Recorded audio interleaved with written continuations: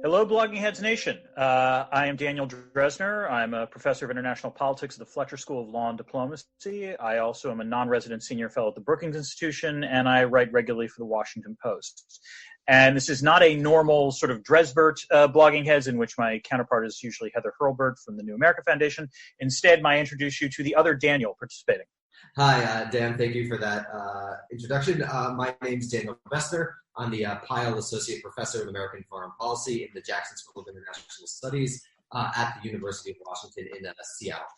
He is also the author of Democracy in Exile, which I would encourage you to read. I wish I had read prior to, writing my own book.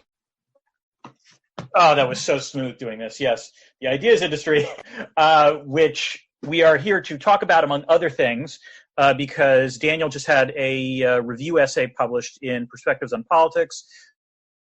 Hopefully you will test that. But in which he reviewed my book as well as Michael Desch's book, which has also made some waves in the past few months, both of which are about essentially, for lack of a way of putting it, the sort of state of the marketplace of ideas, and in particular, the role that international relations scholars can play in that.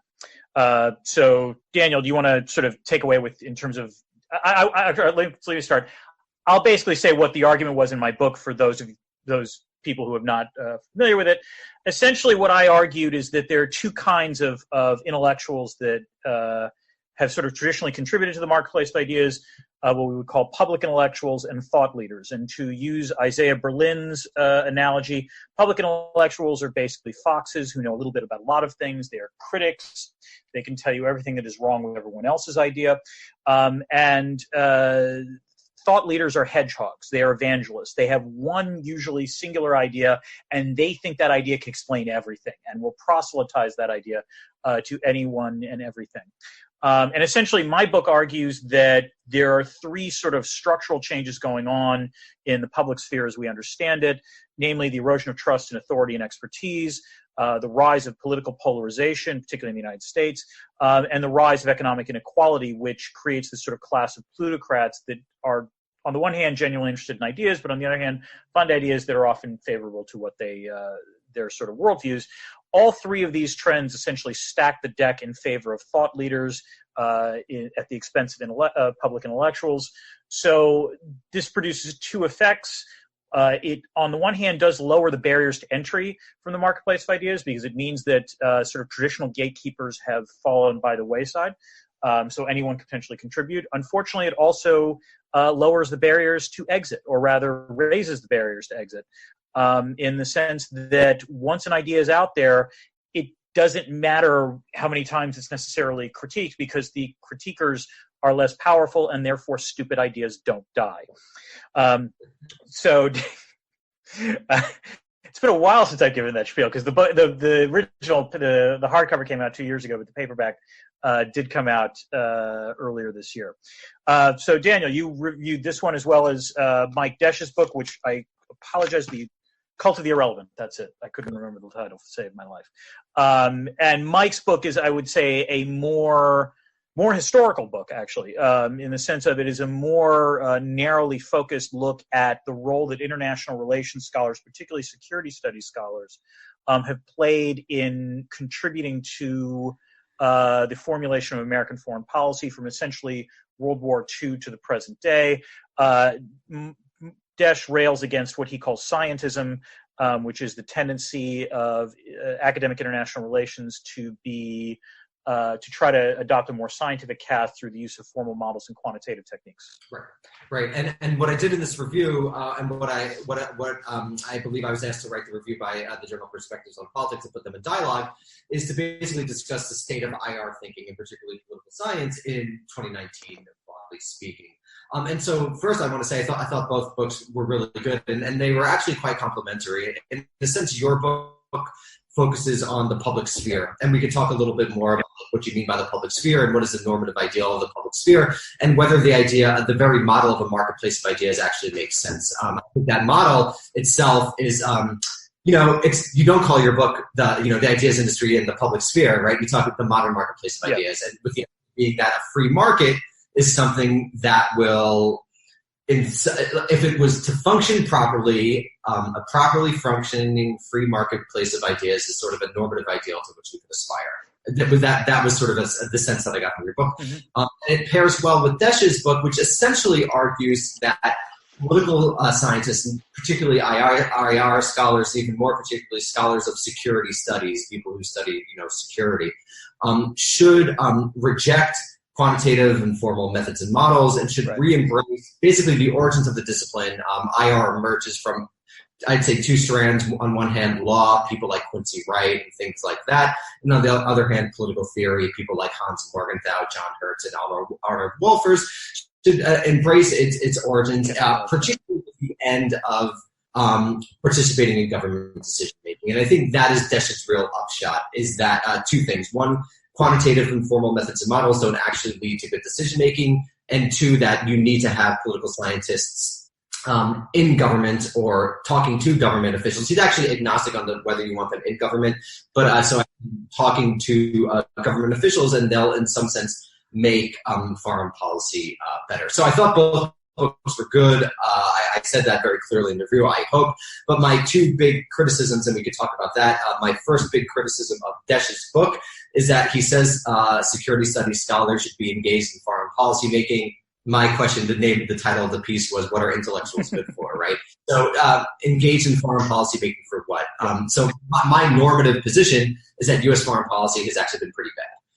So since 1945, the United States has done a lot of, I would say, pretty bad things. There's famous things like the Vietnam War, the Iraq War, the Afghanistan War, the intervention in Libya, which now that country is in civil war, the militarization of the Syrian conflict, that not allowing Iran to go to the table more recently. But there's also things that scholars are just figuring out. So, for example, a recent excellent book by a scholar named Lindsay O'Rourke titled Covert Regime Change has argued that the United States during the Cold War intervened, attempted to overthrow foreign regimes 66 times. And in 44 of those cases, they supported authoritarian forces. And when the United States tried to do that, it actually led to things like mass killings.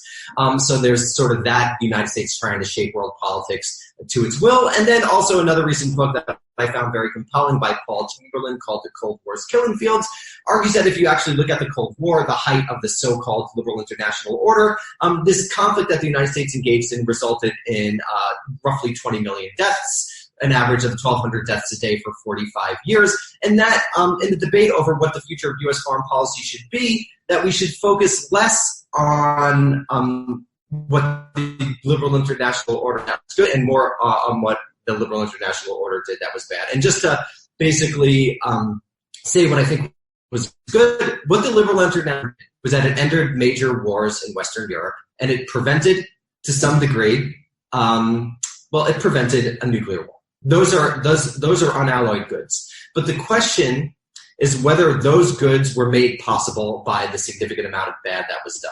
And I think if you're going to look on balance for the future of the liberal international order, you have to take the bad just as seriously as you take the good. And my sense is that no one in the foreign policy establishment is doing that. Then just one more thing, and my criticism of Dan's book, and then Dan, maybe we could start with this, is that I agree with everything that you said. I think it was a rousing call to basically engage real intellectuals and put down public intellectuals. Well, thank you, Daniel. I think we're done with the conversation. That was great. Thank you all, Blogging Heads Nation. No, I'm sorry. Go ahead. No, it's really good. I think the normative position is really good, is that like thought leaders are basically peddling nonsense, people like Tom Friedman, et cetera, and that we actually do need public intellectuals, and that's a really important social function. So people who are critical of the normative order. My problem with Dan's book, and Dan, maybe you could elucidate on this before we turn to Desch, is that there's not a critique of capitalism. So the third category, which is in some sense, I think the more critical category, the most critical category, which is that you have these plutocrats who own our media corporations, who own our newspapers, who fund things like Fox News, which research has shown to actually makes people more conservative. You're not going to ever have what I would call a democratic exchange of ideas. I don't like the model of the free market because I don't think there's such a thing as a free market. By the way, did you see my footnote in the book about marketplace of ideas? Yes, I did. Okay, yes. I was just making sure you caught that, because I mean, go ahead. Great footnotes. I think it ends with a footnote to an article I wrote. Yes. So brilliant. But I think that the real issue underlining sort of a lot of the problems that we confront in sort of the information sphere is just capitalism. So I think that I'd like to hear your commentary on that. Okay. So no, that was the sentence that stood out to me in your review, which is, I think, hold on, the most significant lacuna in the ideas industry is its elision of capitalism, which I think the answer I have to say is mostly guilty as charged, in the sense that, I mean, I did think in some ways, the very fact that I had an economic driver in there in the form of the rise of economic inequality was, I would say, I wasn't blind to the sort of economic forces that we're talking about. But you're right in the sense that what I was doing, and you get at this also, by the way, I think in your critique of you focus on, I don't want to say the weakest chapter, but without question, in some ways, the most modest chapter, which was the last one, talking about, well, what can be done to stop this? And, I think you say in the end that you described the recommendations I offered, which were, among other things, a sort of need for a variety of institutions to double down on endowments as a way to ensure some independence, and hope essentially that the trends that I've talked about will reverse themselves.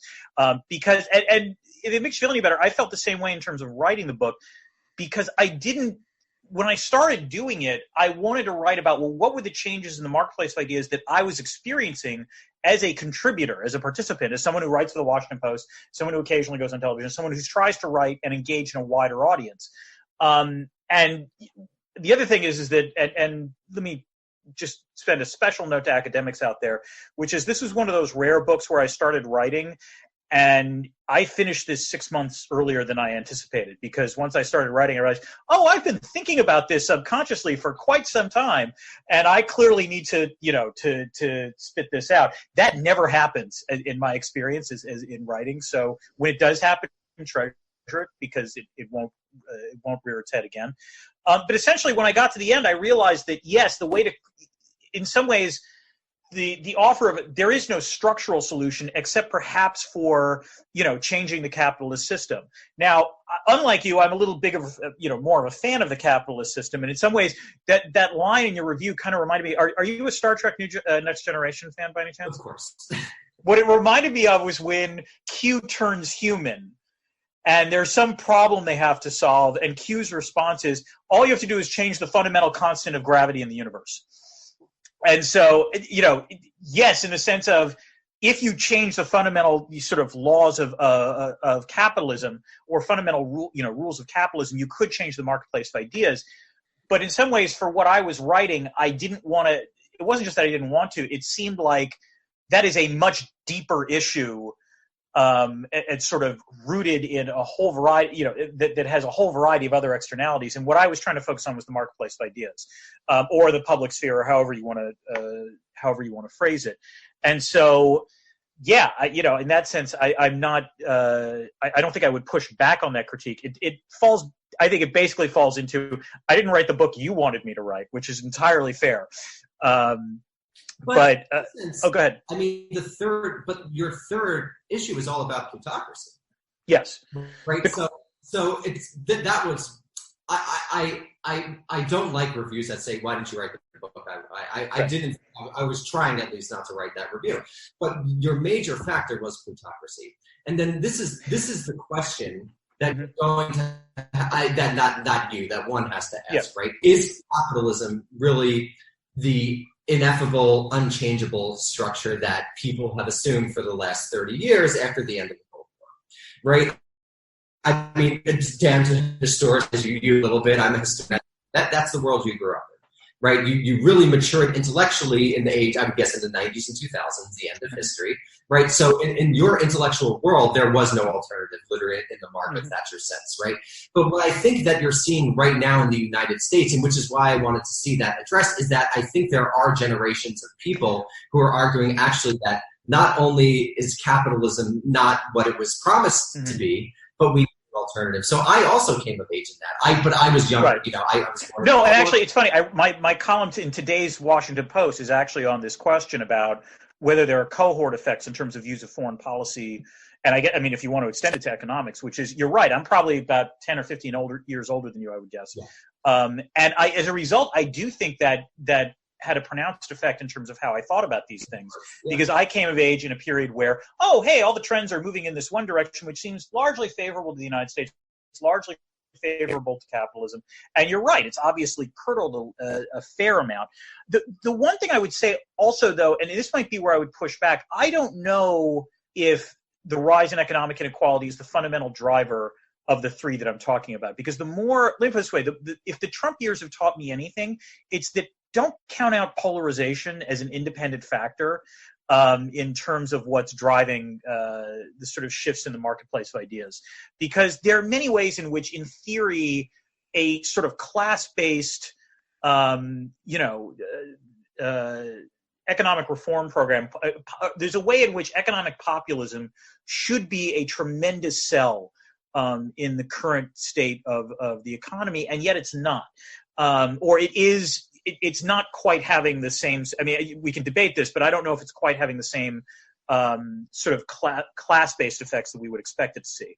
And I think part of that is due to other factors, including the ways in which conservatives have really managed to secure a certain part of a certain swath of individuals that otherwise might be more sympathetic to an economic, a message of democratic socialism, whatever you want to call it, but in the end wind up having a much more nationalist attitude. Yeah, I wonder why. Racism. I mean, I think that there's a lot. I mean, the deep structural history of racism in the United States. But in terms of polarization, I would say two things. One, I think it's important not to both sides of this issue, right? One side of the political divide has driven more polarization than the other side. I think, as a political fact, that's the right wing of the United States. And then two, I would also say, I think polarization as a concept, and there was a very interesting essay that literally just came out about a week ago in the journal Modern American History, hasn't itself been properly historicized. So if you actually look at a lot of the data, Americans actually aren't that polarized on a lot of the issues. On major issues, even issues such as like abortion or foreign policy or economic inequality, there's actually a large sense of agreement. So the question is, who is the polarization? Where is the polarization coming from, and who is basically spreading this narrative of polarization? And again, the answer is generally billionaires who own media corporations. So I think even the polarization issue is overblown. And it's directly connected to the economic inequality that I see as the major driver of the ideas industry. And then I think the question that, just to pose it as provocatively as possible, is the democratic exchange of ideas ever possible under capitalism? This to say, is it possible to have a democratic exchange of ideas when one group of people have so much more resources than another group of people, and that's concentrated? So I think that we have assumed in the United States, not elsewhere, but we have assumed in the United States that capitalism and information go together. There are other alternative models, and I think that it's important right now in an age when 10 people own the majority of media corporations to actually more explicitly confront those alternative models, like the New International Information Order of the 1970s, right, which was a global South, which was a global Southern recommendation that essentially said we in the global South could no longer get all of our news from the 4 North Atlantic wire services, right, because they have a particular slant. So I think your book actually raises really critical questions about the relationship between capitalism and information, but your assumption that capitalism is the air we will breathe and it will always be the air we breathe prevented you from taking that next step. Leave it this way, that's entirely, as I said, entirely possible, and really to consider, and it might be, live this way, it would require a mind more open to the idea of what would post-capitalist society look like, than one that, I mean, again, this, by the way, I think was one of the other sort of differences in terms of reading the review, which is, as you put it, both Desh and I were sort of too willing to sort of take the world the way as it is. And partly, I think that, in my case, it was because I wasn't necessarily writing a normative book. I was trying to write a book that was more like, look, this is a description of where we are right now. And I'm certainly willing to make comments on why that might be different. I think the sentence I said in the book was, I'm not saying that today is worse than it was in the past. I'm saying that it was bad in a different way. You're right. And I like that, which is what I don't like a lot of the pans to the liberal international Right. order, that was what was great about your book. Like the past was also pretty shitty. Exactly. Let's not like fantasize about that, right? But the present's pretty shitty too. Yes. And then and then where do we go from here? Yeah, no, that's fair. In terms of, in terms of Mike's book, so full disclosure, I think I blurbed the book on the back of the cover, if memory serves, and I was one of the peer reviewers of the book for Princeton.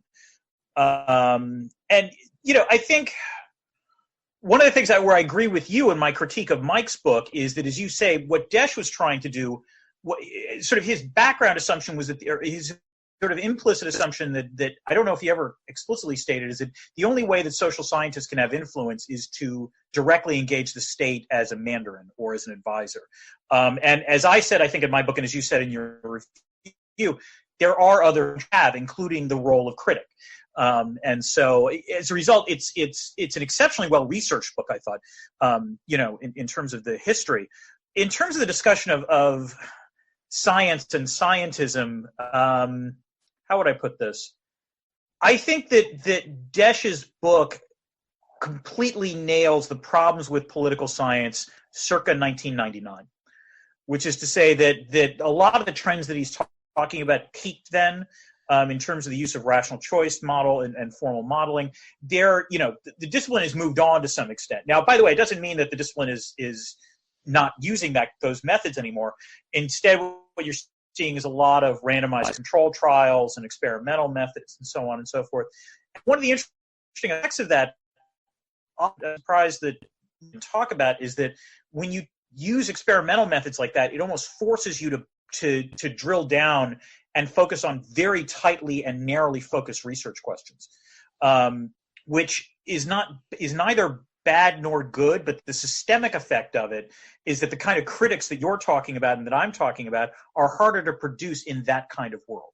And my question, so basically, correct me if I'm wrong, but you're basically seeing the psychology being used a lot, experimental psychology and behavioral economics. Yeah, things I would say it's not behavioral psychology. Rather, it's the experimental methods that that discipline uses. I wouldn't necessarily say they're automatically. So then, what do you say about the replicability crisis?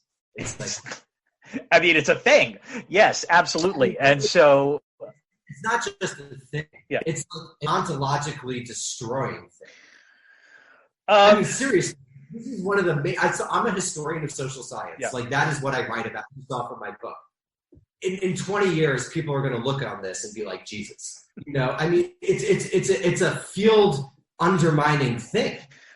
So I'm like, so then what do you do? So then it gets us to really critical questions, I think, about what is IR for. And so like this is a question that wasn't asked at the end of the Cold War, really. Mm-hmm. Because we won and now we're going to govern the world, whatever, blah, blah, blah, blah, blah. But I actually think whether or not IR specialists recognize it, and I don't think they quite do yet, there's a problem in IR right now. And it's not for nothing that all the major public intellectuals are historians. The major people writing about IR. Now you're throwing mud. Keep going. True. It's true. They're the more listened to in the marketplace of ideas. And I think because there's a distrust of basically quantitative or experimental or what have you, scientized social science generally speaking.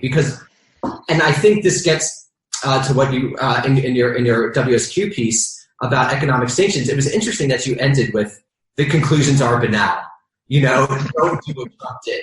So then what is IR for? To me, this is a really interesting question because I think IR has the potential to be amazing.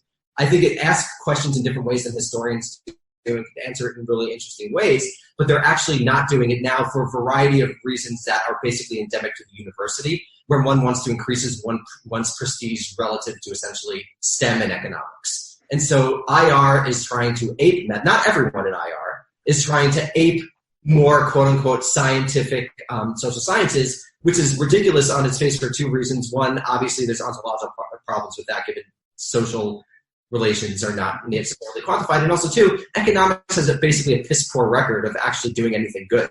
I mean, they did a great job with the 2008 crisis, and Larry Summers certainly has lots of interesting things to say about Henry Ford. So I think the discipline is in a really interesting space, and I'd just love to hear your reflections on first what I just said and two, where you think it should go. So, as you noted in your review, there's a chapter in the ideas industry that compares and contrasts economics to political science. That was an example of a chapter that I originally did not think I was going to write, and then as I started writing about the roles that the academics can play, that sort of organically came out. And I'm not going to lie, might have been some personal issues I was working out as someone who started off getting a PhD in economics and then switched to political science. So in terms of what IR can do, I would say a couple of things. First, while I don't deny there's an ontological crisis because of the replication question in terms of experimental methods, the question you then have to ask is, does that mean you completely abandon experimental methods? And I'm reluctant to say that that's the case. No, I think it's a tool. Yeah, it's a tool. Exactly. Yes. Yeah. So in some ways, what I suspect is happening is a fundamental problem with political science more generally, and this subsumes IR, is that we're a faddish discipline in terms of methods. And so I think we're right now at sort of peak experimental method. And I suspect 5 to 10 years from now, it'll look the same way that, let's say, sort of, rational choice approach looked, or the game theoretic approach looked 15 years ago, because suddenly the flaws are going to come to the surface, and particularly as if this becomes more prominent in economics, those flaws you see it in political science.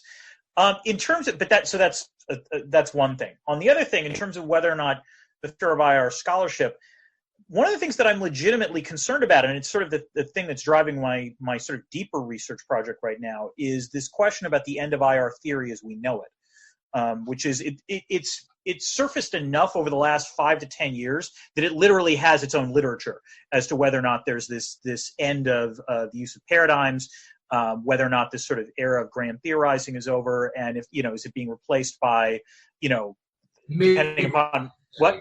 Mid-range, that's what Walton Bersheimer called it. Right. In some cases, it's called middle range theory. If you're in Europe, it would be called the turn towards practice. In other cases, it's it's whatever you want to call it. And I live this way. I share with you the concern about that, because while there are various flaws with these sort of grand IR paradigms, they were also extremely clarifying in some ways as to what people's assumptions were, and what everyone's negative heuristic was.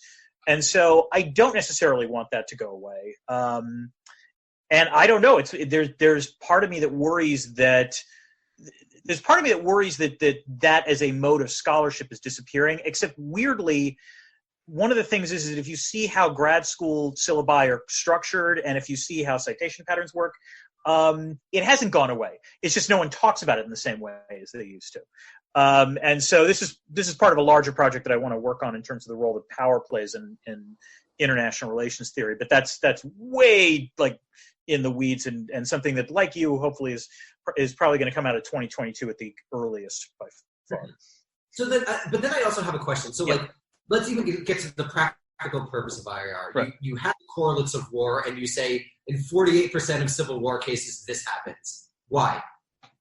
What is that? Honestly, so I'm a historian, so I would approach that. I would say, here's this, let's say we're talking about Ukraine-American relations right now. I would try to get all the context. I would try to understand the histories of both societies. I would try to understand the history of Russia, blah, blah, blah. I would try to see what's going on right now, the various relationships, and I would come up with a policy recommendation. Mm-hmm. What would an IR scholar do? They would examine 7,000 totally decontextualized, denuded instances of whatever alliance formation or things along those lines, and they would say in 48% of cases this happens, in 72% of cases this happens. Then what?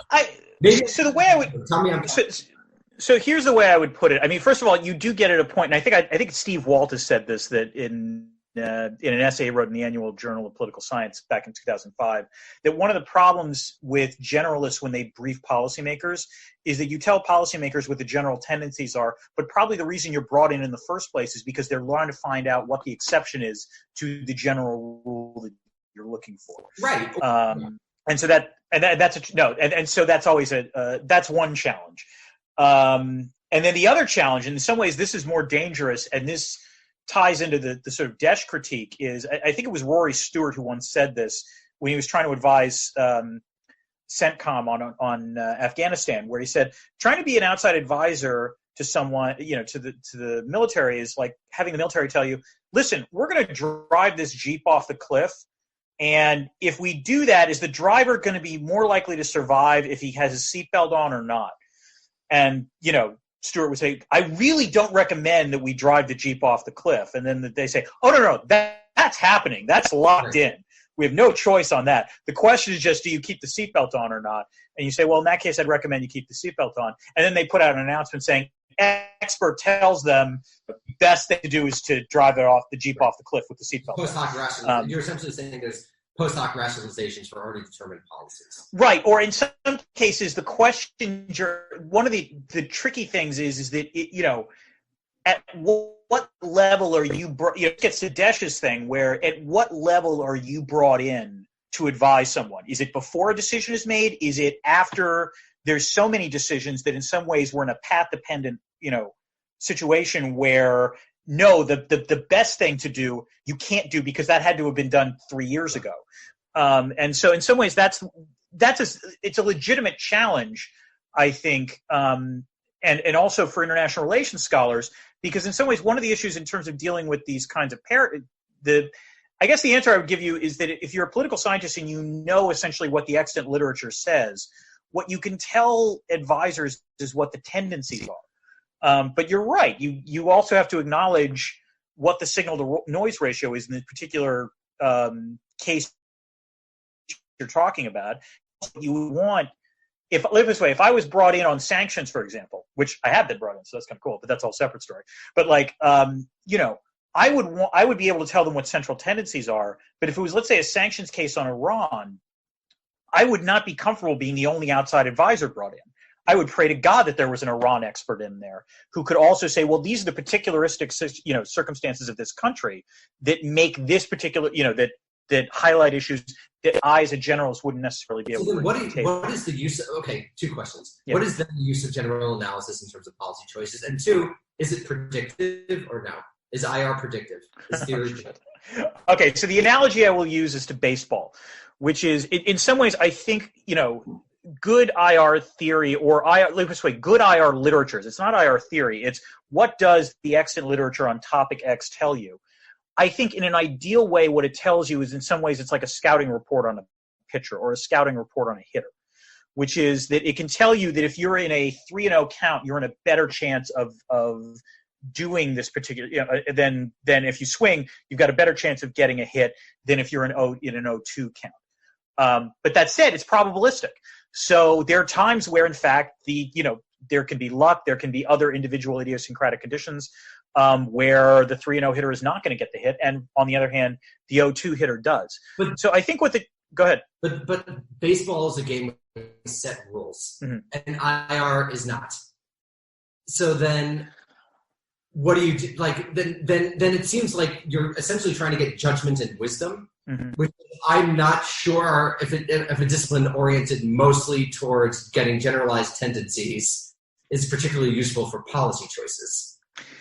I mean, I guess I would say two things. The first is the ideal thing is that if policymakers are aware of those central tendencies in advance before they make a decision, then ideally what it causes them to do is to avoid, for lack of a better way of putting it, the dumbest choices or the worst set of choices. Or at least if they make that choice, they're fully aware of what could happen, of what the sort of worst case scenarios are going in. So that's, go ahead. Are there any really counterintuitive things that we've discovered?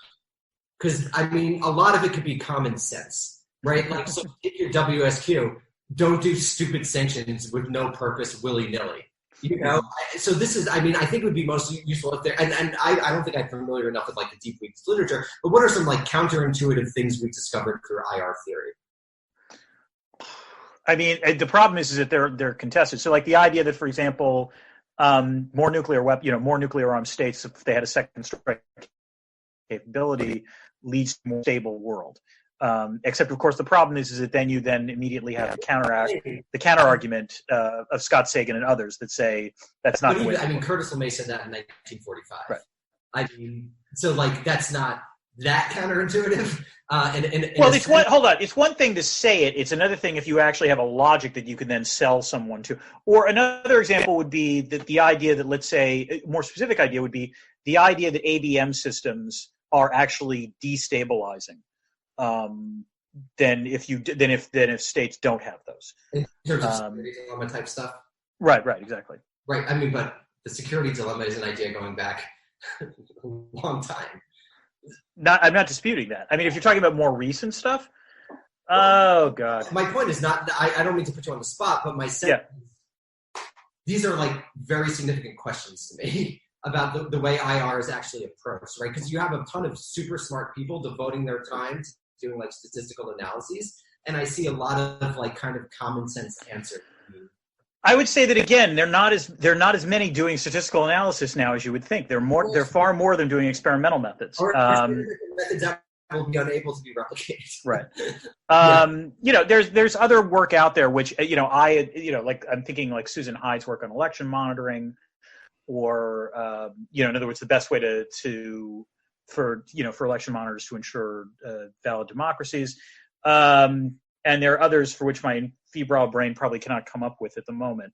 But I guess the answer is that I would say, depending upon the policy question, there's a recipe book. And that's, by the way I would think about it, or the way I would tend to assume or recommend that policymakers should think about it, which is to say, no, we don't have all the answers. And anyone who tells you we have all the answers is lying.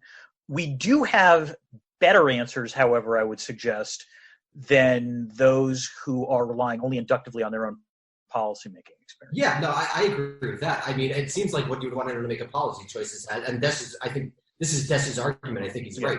Area knowledge, effectively linguistic knowledge, cultural knowledge, historical knowledge seems to be the most useful for making policy. Right, and I guess again, this is where I guess I would say it's I would prefer a syncretic model, which is that you need those area people. I do also think again, this is self-serving because I'm a generalist, but I do think you want the generalist advice as well. Yeah, and I do think it's more than. I guess I would close out on this point. We should probably move on to some of the other stuff, but I would close out by saying I don't think it's just formalized common sense. It might be that there are certain forms of common sense that you think are intuitive and it turns out don't quite work. And there are other parts of common sense that maybe are not as common to the rest of the world, to others as we think. One of the problems is that very often policymakers are analogizing from bits and pieces of history where it turns out the analogy doesn't necessarily work. No, you can't be started. Yeah. It's ridiculous. It's ridiculous. And there's lots of problems with also historians basically giving just those stories as well. And we could talk about that to. But it's just in the context of these books. But yes, let's move on. Let's move on. So I want to talk about your article for Jacobin, Jacobin, that magazine that highlights an interesting fissure for someone who is not. I don't self-define myself as a progressive, so in some ways this is a enlightening conversation for me. Because it's an article that parses out the distinction between Bernie Sanders' foreign policy and Elizabeth Warren's foreign policy. And I want to ask a generic question before we get to the nitty-gritty, because it strikes me, and I could be wrong about this, that there is this fissure, particularly on the Democrat socialist left, about the distinctions between Warren and Sanders, where for those of us who would consider ourselves more centrist within the American political spectrum, the two of them seem very similar. Not identical. I understand that, and I agree with a lot of things that you said. But seem very similar in terms, particularly of the policy ends that they're advocating. And yet, your article was very clear in in explicitly stating that Sanders, in contrast to Warren, has a much more truly leftist, foreign policy vision. Whereas I think the way to, I think it's the editor of Jacobin put it in a tweet recently. Bernie, don't say that Elizabeth Warren is not, articulating a progressive foreign policy. She is articulating a progressive foreign policy, and that's the problem. Yeah. Well, I think so. I would say my sense of the divides, and I'm sure. Actually, I don't think anyone would disagree with that. Democratic socialists are for Bernie. Right.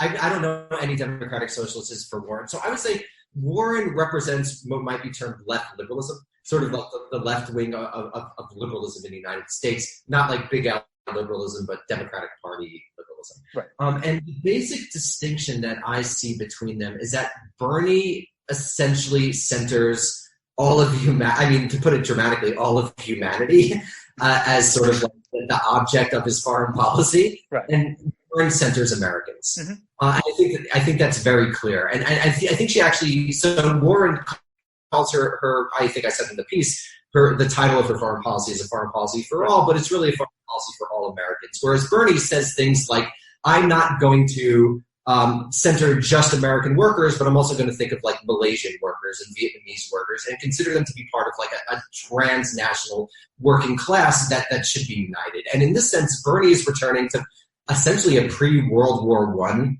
vision of sort of worker solidarity, which has always been evident. Mm-hmm. There's always been, it's permeated leftist thinking, but it was never really a force of a major American politician, except maybe Eugene Debs, until Bernie Sanders. So I think there's actually a very big difference in how they understand the purpose of foreign policy. And I think this could actually have very big implications for how they for how each would govern. In that, I think, as you know, foreign policy, much more so than domestic policy, ironically, unless someone is going to govern via executive order, which is actually very possible. So, for example, FDR passed over 3,000 executive orders, right? So the American state is basically built on executive order, both domestically and internationally. So he could do this, but in terms of just, not doing that, the president has much more room in terms of foreign policy. So if your foreign policy centers everyone, as opposed to Americans, I think over time that would actually lead to a number of distinctions about how you would actually govern. And that is, I think, a very big difference between how Sanders and Warren understand the world. And I think that just comes to the fact that Warren's intellectual origins are essentially centrist republicanism. I think if one were to take sort of a large understanding of American ideology over the 20th century, Warren is basically a liberal Republican of the 50s and the 60s. It's just in 2019, that happens to be left-wing. She's anti-military industrial complex. She's pro more taxes, but she thinks the United States has the right and duty to govern the world. She thinks that the United States, when it's necessary, should intervene.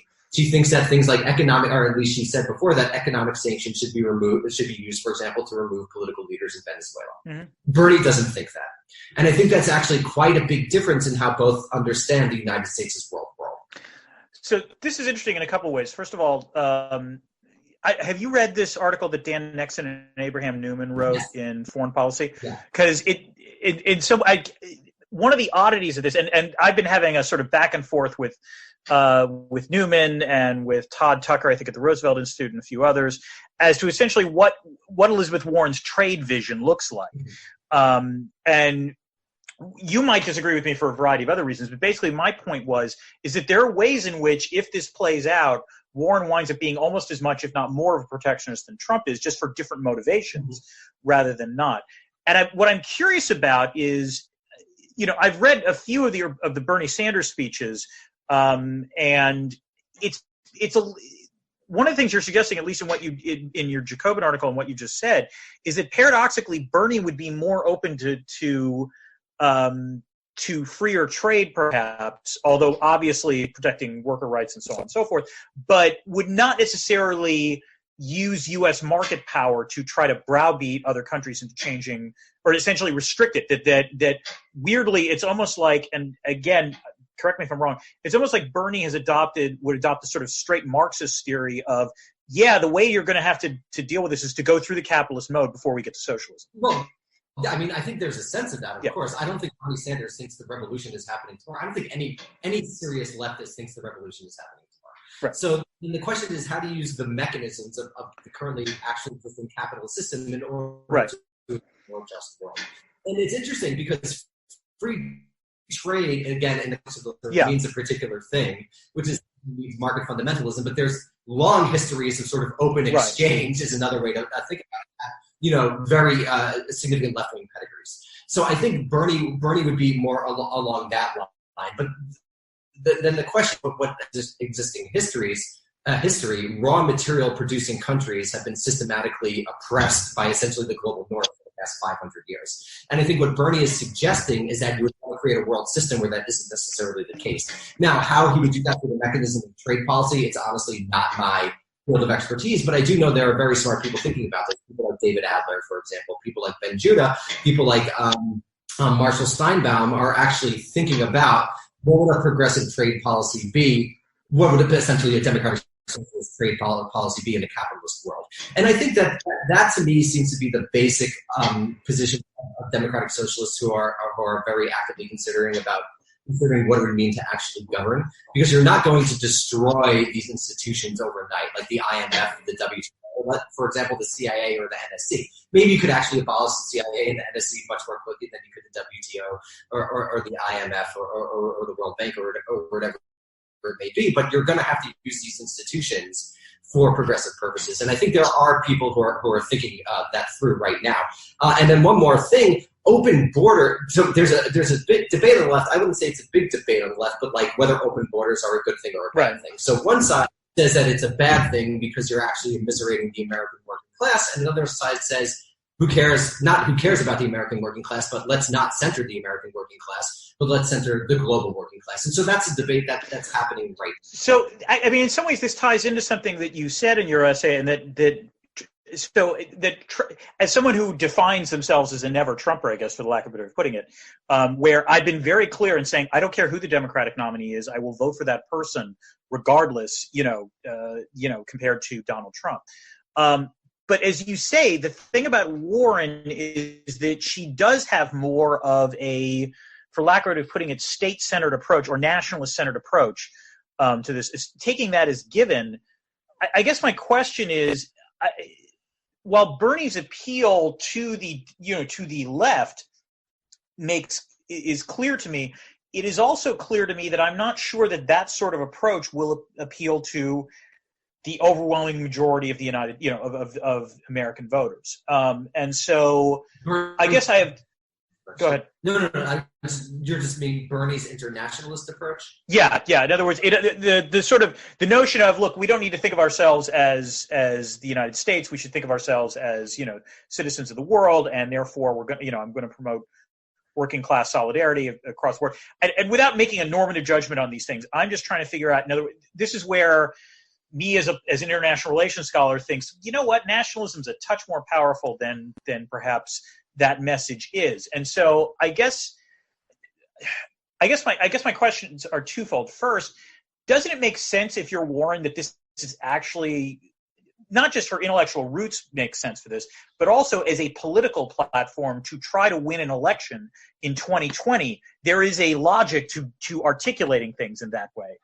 And then I guess related, and this is a completely unfair question to you, but again, as a never Trumper, I am desperately worried about this, which is, if Bernie Sanders does not get the nomination, and I apologize for even suggesting that, given the amount of intra-left sniping that has been going on, towards Warren, towards others, do you feel, and one of the the claims in 2016 was that part of the reason Trump wins is that people were, full-throated Bernie fans. Most of them clearly did vote for Hillary, but some of them voted for Trump and some of them didn't vote at all. Are you worried at all about a similar dynamic playing itself out in 2020? Not with Warren. I think every voter would vote for Warren. I think I'd be more worried. I think Biden would be like a slap in the face to everyone under 40. So I think that wouldn't necessarily be the case with Warren, and probably with Biden. I mean, Trump is so horrible that. No, I can't resist asking this question because the phrase "slap in the face" to everyone under the age of 40 made me think. Would the same be true if Buttigieg gets the nomination? Yes. Buttigieg, I was joking today with a friend. Buttigieg would be a great. No, it's almost poetic. It would be great. Fuck you from the boomers to the millennials. It's like we're going to do a millennial, but it's Pete Buttigieg. No, I don't. I mean, I think in the end, when it comes down to it, I think most Bernie voters, like as far as I know, the overwhelming majority in 2016 would vote. No, I'm not disputing that, but again, the election was decided by such small margins. My question is whether you will see a similar replay or not, and that's and again, it's an unfair question. I'm not saying you speaking on behalf of all Bernie supporters. No, but my sense is there were more significant reasons why Hillary lost, as everyone knows, not campaigning in various spaces, terrible candidate, blah blah blah, making her campaign slogan "I'm with her," which was whatever, the whole shebang. I think that pointing to the very, very, very small minority of Bernie voters who either didn't vote or voted for Trump kind of obscures. No. And again, I'm not trying to say this was a more general phenomenon, but there was a crossover thing. Yeah. That's the only thing. But I think the issue of strategy is two things. One, the issue of strategy, I don't think this is going to be a foreign policy election. So I don't think there's going to be... In contrast to all of the elections, it's been about foreign policy. Sorry. 68 was a foreign policy election. 2004 to some degree was basically, if America's not in a war, at the beginning of a war, it's not going to be a foreign policy election, broadly speaking. Mm-hmm. So I don't think that is much of an issue in my perspective. In my mind, I agree. Nationalism is an incredibly powerful ideology. It's probably the most powerful ideology of modernity, the last 250 years. So I don't want to say that is not important and it's not a powerful way to get people to vote for you. But in my particular view is we need to begin the very, very long process of moving beyond nationalism for several reasons. One, the moral reason is we're all humans, and certain humans, by dint of being born in one place, shouldn't get more resources than other humans who happen to be born in another place. So that's the moral issue. But if we're going to look at it practically, I think the major issues of the next 100 years are going to cross borders. Most importantly, climate. Yeah. I think we need to start developing a post-national imaginary. And put it in historians' terms, we need to basically political elites who have very large soapboxes need to begin the long process of encouraging people to think beyond the nation and the nation state. So what I'm hoping is that even if Bernie gets in there and he doesn't govern very differently than a Warren would govern, I think he would. But even let's say he doesn't, I think just the rhetoric and the discourse of basically having people consider other human beings as their equal in a post-national world is beginning an important step. It's not the most important step. I obviously think material drivers are, in some sense, fundamentally more important than ideological drivers, but these are things that are affect each other in a bi-causal direction, in a sense. So I think that would even be an important way, even if Bernie governs in a particular way, just centering people as equal in a secular humanist sense is actually something really important that no American president has ever done. And so I think that's a really crucial first step to developing the post-national future that I think is, one, morally necessary, and two, necessary to solve the cross-border challenges of the 21st and probably 22nd centuries. I'm curious, are you a fan of The Expanse? Yeah, of course. Yeah. No, so I'm thinking about that because unfortunately yesterday I was recording some podcasts on that show and I was just thinking, again, just to be the pessimist on this, the fundamental lesson of that show is even for 200 years, it doesn't change. In the sense of, there are no more national identities, you just have planetary identities. But it's still based on resource exploitation. Yes, The Expanse basically just extracts from what we have. Right. Where there's while producing spaces, i.e. Mars, which is the global south. Oh, and the belt. Mars isn't the global south. The belt is the global south. Yeah, the belt is the global south, right. And it's the global north is extracting resources from the global south. So it's basically just what we have now.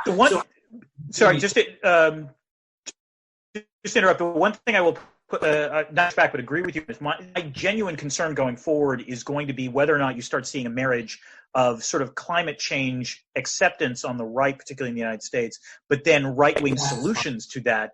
In other words, the moment you shift from focusing on mitigation to adaptation, there are some seriously ugly right-wing solutions, or not solutions, right-wing conservative policies that will be proposed that will be very nasty in terms of their global effects. And that was, also a historian of Nazi Germany, that was embedded in fascism. Fascism, a very strong ecological component to it. A lot of the German Nazi leaders, as far as I'm aware, came out of the Wandervogel movement, the wandering bird movement of the 1920s, where it was back to nature. Unfortunately, this is something that a lot of conservatives like to point out as a way to sort of say, to sort of diminish the notion of environmentalism. But I apologize for the reason to ask all these things. In some ways, it ties into the article that I just wrote for the Washington Quarterly, the piece you've been referencing, which is obviously a little more small bore, but essentially boils down to, given the sort of best practices that we have about how economic statecraft works, how has the Trump administration done with it? And in some ways, the appalling thing as I was writing it was the recognition that in a crude way, there was an overlap between what Trump was advocating as a candidate and what some scholars were, and what, the sort of enthusiasm within Washington was for the use of economic sanctions as a way to achieve foreign policy ends. And this has been obviously for some time, but essentially Trump sort of upped the ante in terms of what he was proposing, and is in some ways fused economic sanctions for political means as well as economic sanctions for economic means, to a degree that has been unprecedented, at least in sort of modern American history. The effects, of course, have been not good, essentially, for a variety of reasons. First of all, as I said in the article, even if the sanctions tool is more potent in terms of the damage that it can do, what Trump is asking is so outlandish that essentially the strongest sanctions in the world won't necessarily yield the things he wants, from things like, Japan or South Korea paying 5 times what they're supposed to pay or what they paid in the past for basing and things like that. And then also just basic violations of Sanctions 101. As you said, a lot of the advice that I give is banal, but on the other hand, in some ways this ties with back to the original point about what you. Sorry, go ahead. You said it was banal. Yeah. But in some ways, it ties back to the first question, the question you asked me about what is it that we can do in terms of advising policymakers. It is surprising to me how often the most banal advice is not necessarily followed by policymakers. Like when I lecture about sanctions and say one of the things that, what are the conditions under which they have to succeed, one of the very first things I say is, what is your demand? Is the demand clearly articulated? And what is shocking to me is how often it's not, or where it's clear there's there's like a deeper demand that causes the target to resist in a way that they otherwise would not. Right. And so, to be fair, there are times where I think even if it seems like simple 101 advice, for a variety of political reasons, leaders might choose to do something that actually subverts what their stated policy aims are. No, totally. And I think this broadly, and I talk about this a lot in my book, this broadly shows the limits of intellectual advice, right? I mean, intellectuals are called upon in an ad hoc manner. Yeah. They can be listened to or they can be ignored. And then this raises, I think, larger questions about the foreign policy making process as it stands, which is, at least as I argue in the book, is an incredibly elite-centered process, right? You have essentially the NSC, basically the TLDR, right? Foreign policy has become incredibly concentrated in the White House over the course of the last 70 years, and that's very problematic. That's problematic for the world, and that's problematic for democracy. And so what I would like to see, I guess, both in history and in IR is more of a normative critique of that, right? Which is not just sort of getting along with the system as it is, and as you say, where we could just be ignored, we intellectuals could just be ignored, but also thinking of new mechanisms, thinking of new structures that could actually make foreign policy, one, less interventionist and less expansionist, and two, more democratic. If you think about it, where the general structure of American foreign policy has remained the same since 1947. That might be problematic in a very significant way. And so I think that ours is now an interesting time for institution building, or at least institution rethinking. Mm-hmm. And I think this is related to domestic issues of healthcare, domestic issues of surveillance, domestic issues of mass incarceration. So I think that what would be good for IR scholars and historians both to do is begin being more forthright about their normative positions. Because I think that the impulse to just provide quote-unquote answers to questions are so embedded with what I would call at least imperial assumptions. How does the United States govern the world better? When we might be asking more normative questions such as, should the United States govern the world? And I think IR scholars and historians could address those pretty significantly. I have come from a slightly different perspective on this, which is my take would be that, we don't have 3 hours, so we can't get into this, is that essentially I don't necessarily dispute all of the sort of sins that U.S. foreign policy has committed. My answer is almost a Churchillian one, which is to say that, yes, U.S. foreign policy as it currently stands is a lousy, awful, horrible way of running the world until potentially you consider who else might do it or the alternatives. Very, very quick, I don't think any other country has ever wanted to govern the world in the same way for very peculiar reasons. Nazi Germany, maybe. Mm-hmm. Not the Soviet Union. I think a lot of historiography has proven that wrong. Mm-hmm. So then the question is, why are we're using our own American nonsense and we're reading it into what other nations want to do, which we really even if you don't, so let me rephrase, even if you don't talk about running the world, if it's more like running their region, the effects are not necessarily as great either. So, but beyond, what I would also say is that at some point I have to engage in a blogging heads discussion with, are you familiar with Elizabeth Saunders' work? Yeah, of course. Yeah, because I think she's coming out with a book on this, among other things, or she's starting to work on a book on this, on the role that elites should be playing or are playing in terms of foreign policy debates, because it raises this sort of awkward question when you talk about these things.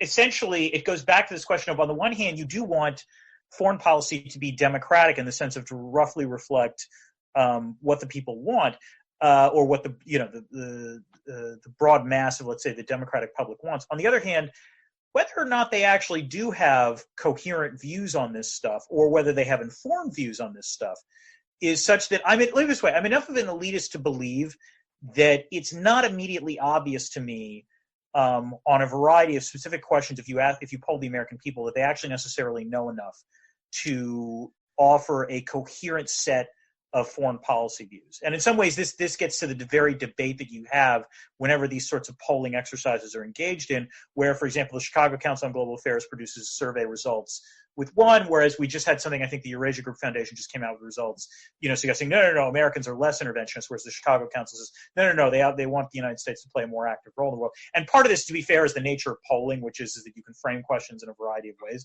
But I do also think it gets to this larger issue of, does the public legitimately care enough about this stuff?